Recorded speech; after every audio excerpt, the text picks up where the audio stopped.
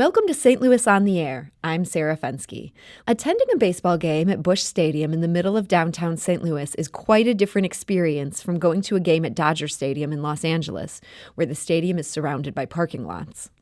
In her new book, From a Park to a Stadium to a Little Piece of Heaven, historian Connie Sexauer argues that a stadium in the midst of the city brings people of different socioeconomic backgrounds together. She explores the way the Cardinals ballparks over the years have shaped the culture of the businesses and neighborhoods that reside nearby. Connie Sexauer's book will be released in October, and she's joining us today to talk about it. Connie Sexauer, thank you for joining us. Thank you. It's really great to be here. You're a St. Louis native, and your book surveys many iterations of Cardinals stadiums, with 4 in your lifetime alone. Which is your favorite and why? Well, I guess my very favorite is Sportsman's Park at Grandin Dodier, and it's simply because that's what I was brought up with and first introduced and fell in love with that park. And that's in North St. Louis City? Yes, it is. And, but you know, I'm a modernist as well, and I love all of the stadiums. I didn't think I would like this stadium because I didn't want to move. This newest iteration. Yes, and I love it. I absolutely love it. So it's really great. What do you love so much about this latest stadium? I love the way it sits in the city. I love the way that it brings the city into the ballpark itself, and you just feel a part of the setting of the city. And it's wonderful. And of course, you know, the view of the arch and the buildings. And it's just, I love big cities. I am an urban historian. And to just be able to relish that and sit there and enjoy the game, but be a part of the city at the same time is really great. And it seems like this is a real trend with baseball stadiums, that for a while everybody was doing like the Los Angeles, Kansas City version, where they were way out in the middle of, you know, areas that are a little more isolated. And now people are bringing it back to the city. What's driving that? Well, to me, it's very traditional, and I love it. And certainly the Cardinals have always done that. And there's other stadiums around the country that have done that. And I feel really, when I go to like Pittsburgh or Cleveland or, of course, Wrigley Field, I just feel so at home. And that whole thing about driving them out. And I live in Wisconsin, and yes, I go to quite a few games to see the Brewers play, especially when they play the Cardinals. But I'm not a tailgating person for baseball. I am for football. But maybe it is the traditions are coming back to, you know, what is a traditional stadium and not some, and it's such a part of the city when it's there. You know, the pulse of the city is there. And the way the Milwaukee Brewers setup is, they're outside of the central. I see you rolling your eyes. You can be honest, we have very few Milwaukee listeners. What is the setup in Wisconsin? Well, they actually are part of the city, but it's a lot of space around the stadium.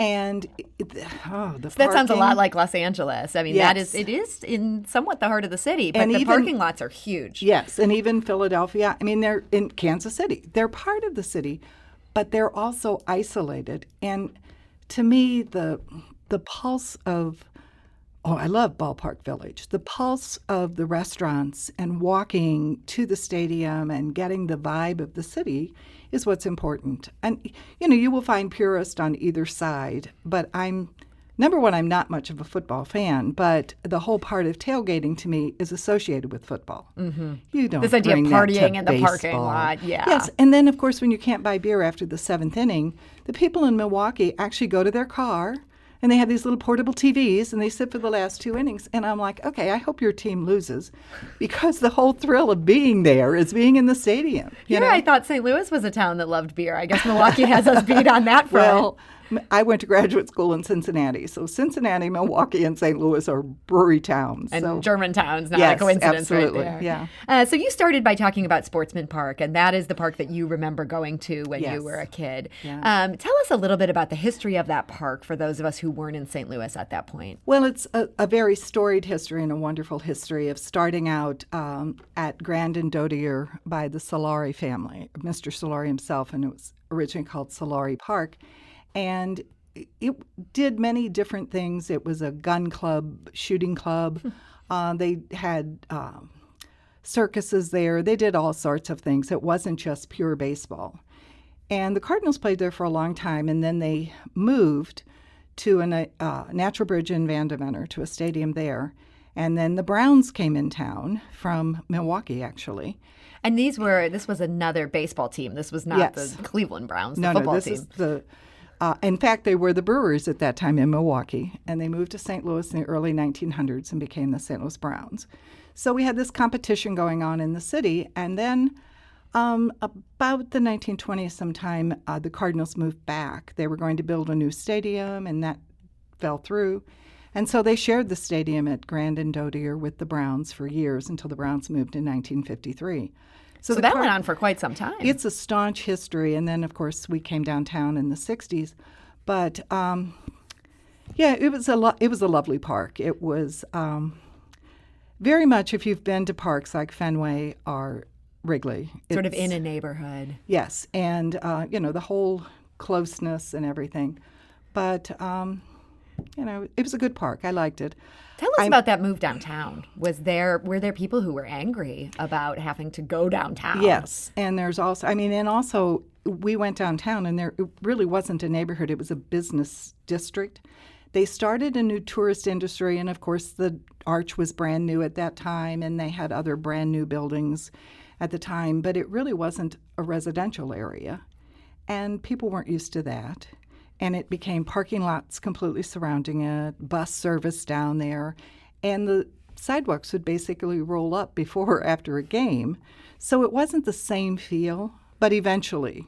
It's interesting. Do you think the Cardinals being downtown played a role in helping downtown have this vibrancy that absolutely. It now has? Sure, yeah. I am an urban historian, and the downtown at that area was dying, and things were moving out, and businesses were moving out. It took a while, but getting that stadium there and then building things around it, hotels and the Spanish Pavilion Center and things like that. But I think even what we have now is the prime. This is the pinnacle. Yes, absolutely. And, of course, the new building that's going on in the area, I'll never be able to afford to live down there.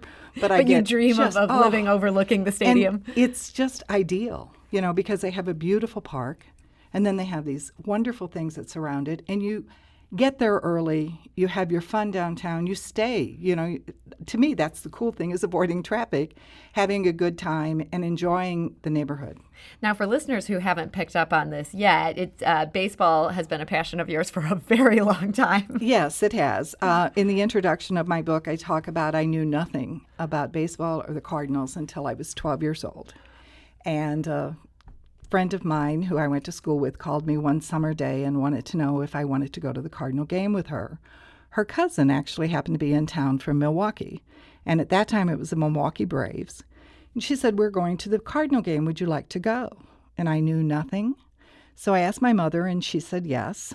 So went to the game, and I will tell you, and it's in the book, when I walked in, I felt like I was already in heaven. I had never known there was such a thing as a park that was a baseball stadium. The only park I ever knew was my neighborhood park or Forest Park, which I love both. Sure, but a much different park. Yeah, and I fell in love, and I've never looked back, and I was like 12 years old. Now, when did you first realize that baseball and baseball stadiums could be a focus of research and not just a hobby? Well, I was in my PhD program at the University of Cincinnati, and actually I had graduated from the University of Missouri St. Louis with a teaching degree. And I was a non-trad older student and could not get a job teaching high school. I went on numerous interviews, and I believe that it was because of my age. How old were you at that point? At the time, I was late 40s. I was 50 when I went to graduate school. And it was my professors that said, well, maybe you should just stay and get your master's degree and see what the job market is like once you get there. Well, like one semester into it, I decided, what is this all about? I'm getting my PhD. You wanted to not just double down, but triple down. Yes, and I thought, this is great. So I really, really wanted to stay in St. Louis. And my professor said, you grew up in the city, you live in the city, you go to school in the city, you will never be able to study St. Louis and see the city unless you leave. And I was like, I really can't do that. I was in a marriage. I had 3 kids. You were not at all mobile. No, and I had never moved from St. Louis. Well, we had moved for a while to Atlanta, but only for a couple of years, and so I thought, I can't do that. So at some point you did leave. I know you teach at the University of Wisconsin-Stevens Point. How did you get to a point with such a full life you had here of being able to say goodbye to St. Louis? Well, when I decided I wanted to go to graduate school, my professors at the University of Missouri St. Louis told me, apply at numerous, and I was 50 years old, so who's going to take a 50-year-old, and who's going to fund her, which is what I really needed. Yeah. Yes. Lo and behold, I got a letter from the University of Cincinnati.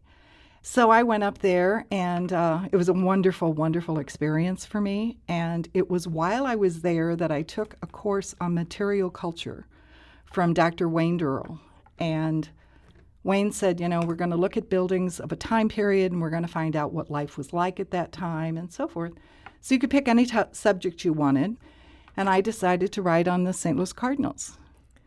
Well, then I got my tenure-track job at Wisconsin, and you have to deliver papers and be published. And the first semester I was up there, lo and behold, the Urban History Association had a conference at St. Louis, and their conference was at the Chase Park Plaza Hotel. So I said, I'm going to apply, and my paper was accepted. And while I was there, this woman approached me about publishing my book. And this is like 20 years ago. So I did, but, that was... and the rest is history, as they say. It is, but it took... this book has been in the making for about 20 years. But it's been, a journey of love. I've enjoyed every bit of it. We're talking to historian Connie Sexauer about her book From a Park to a Stadium to a Little Piece of Heaven. Connie, you teach gender studies in addition to history at the University of Wisconsin-Stevens Point. As a woman, is it hard to get sports fans to take you and your work seriously? I worried about that probably 10 to 12 years ago, and I actually at first decided I was not going to use my name, Connie Sexauer. I was going to use my initials because I thought, and I've had this even on Facebook, I've had people say, what does a woman know about sports?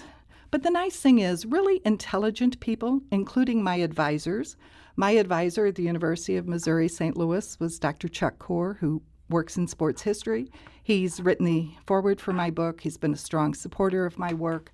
All of the professors I've had along the way that have been male professors have supported my work, my ideas. And as time got closer and it got ready to be published, I thought, you know what? I know what I'm talking about. This so you is had that Connie confidence. F. Sexauer. Yeah. That's great that you were able to own your name.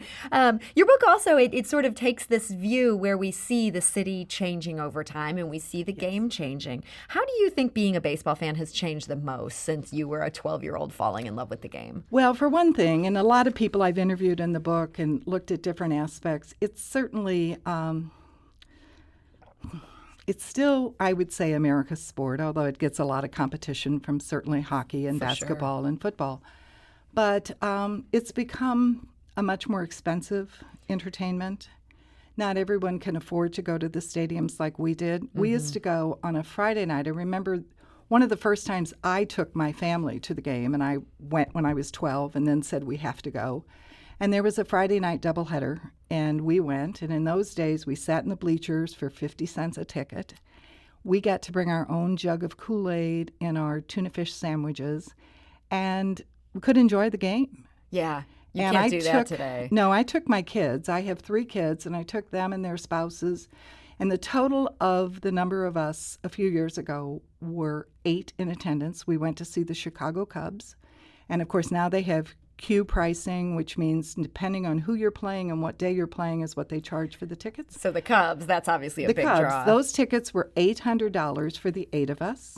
I paid for the parking for everyone, and I bought the concessions, and it was like a little more than $1,000. Wow. A regular family. My dad was common salesman. They did not make a lot of money, and we could afford it, and we still had to sacrifice to be able to go. But today, it's really become a luxury. Do you think that's a mistake that baseball has put the pricing where it is? Well, I wouldn't say a mistake. I think they're keeping up with the times. The other thing is, too, when I was a kid, I could turn a radio on for free and listen. And I've seen the controversy that St. Louis is having now with their cable and the Fox and all of this. And some people have had subscriptions, and now this summer they're canceled and they don't get the game. And I watch the game all the time, but I have to pay for MLB. And I have to listen on Sirius Radio. Living in Wisconsin, yes. You can't just turn on KMOX up there.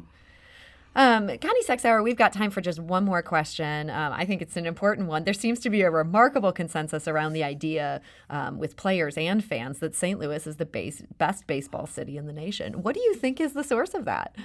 Well, it comes from the fans themselves, but I will tell you that anybody that has played here, people come in town, and I have friends that are especially Cubs and Brewers fans, and they try to fight that. But you come to St. Louis, this whole town just seeps baseball. We live in baseball. We wear our shirts even if we're not going to the game. And baseball's important to us, and it's in our blood. Why are we such baseball nuts in this town? Well, in my case, it's because I feel a connection even when I'm away from the city, and I feel I'm close to St. Louis. But the people that live here, they just become so engrossed with, and of course we win. We are the winningest National League baseball team ever. So success we have gone breeds to success. It does, and we have gone to more World Series than any other National League team, and we're a good team. And we give a very entertaining season, even if we don't win. You go out and have a good time, and we always have hope that we will win. So yeah, it's in our blood. On that note, Connie Sexauer, thank you so much for joining us today. Thank you. It was really a joy. Connie Sexauer is the author of From a Park to a Stadium to a Little Piece of Heaven. It's from Nico 11 Publishing in Wisconsin, and it will be released next month. This is St. Louis on the Air on St. Louis Public Radio, 90.7 KWMU.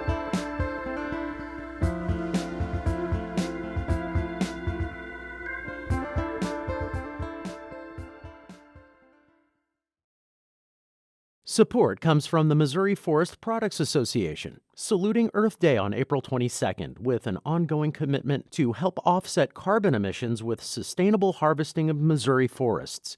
Details at choosewood.com.